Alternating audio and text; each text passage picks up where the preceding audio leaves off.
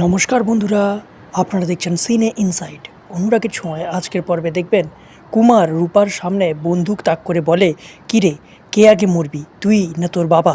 মিশকা আড়াল থেকে একটা লাঠি কুমারের দিকে ছুঁড়ে দিলে কুমার মাটিতে পড়ে যায়। মিশকা রূপাকে বলে বন্দুকটা কুমারের দিকে তাক করতে এবং তাকে মেরে ফেলতে। রূপা বলে, এটা আমি কি করে করব, এটা আমি করতে পারবো না।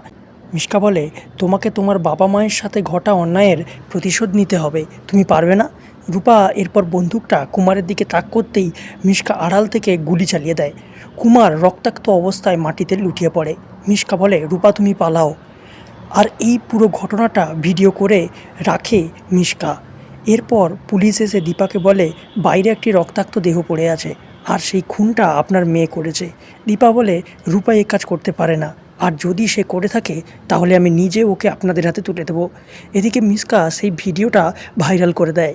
রূপা একটি দোকানে জল খেতে গেলে সেখানকার কিছু লোক বলে, এইটুকু একটা মেয়ে, সে কিনা খুনও করতে পারে। রূপা এটা শুনে ছুটে পালিয়ে যায়। তাহলে কি হতে চলেছে বন্ধুরা? কোন ভয়ানক বিপদ অপেক্ষা করছে রূপার জীবনে? দেখতে থাকুন অনুরাগের ছোঁয়া। ভালো লাগলে আমাদের চ্যানেলটিকে সাবস্ক্রাইব করে পাশে থাকবেন। ধন্যবাদ।